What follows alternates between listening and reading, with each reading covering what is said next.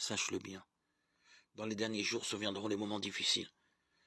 En effet, les hommes seront égoïstes, cupides, prétentieux, orgueilleux, calomniateurs, rebelles à leurs parents, ingrats, sacrilèges. Sans cœur, sans pitié, médisants, intempérants, intraitables, ennemis du bien, traîtres, emportés, pleins d'eux-mêmes, amis du plaisir plutôt que de Dieu. Ils auront les apparences d'une vie religieuse, mais ils rejetteront ceux qui ont fait la force. Détourne-toi aussi de ces gens-là.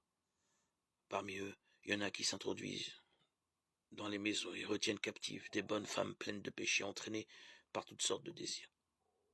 Toujours en train d'apprendre et jamais capables d'arriver à une vraie connaissance de la vérité. De la même façon que Jeannès et Jambres se sont opposés à Moïse, ceux-là aussi s'opposent à la vérité.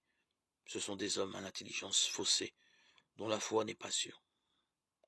Cependant, ils n'iront plus bien loin, car tout le monde constatera qu'ils sont insensés, comme on l'a fait pour les deux autres.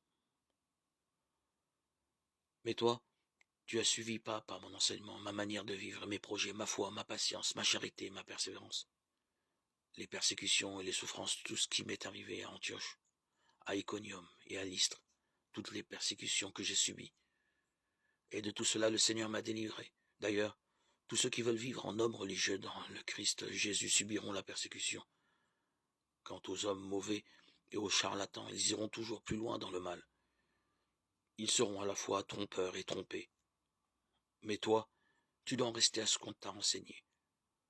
Tu l'as reconnu comme vrai, sachant bien quels sont les maîtres qui te l'ont enseigné. Depuis ton plus jeune âge, tu connais les textes sacrés. Ils ont le pouvoir de te communiquer la sagesse, celle qui conduit au salut par la foi que nous avons en Jésus-Christ. Tous les textes de l'Écriture sont inspirés par Dieu. Celle-ci est utile pour enseigner, dénoncer le mal, redresser, éduquer dans la justice. Grâce à elle, l'homme de Dieu sera bien armé. Il sera pourvu de tout ce qu'il faut pour faire un bon travail. De Timothée 3, 1, 17.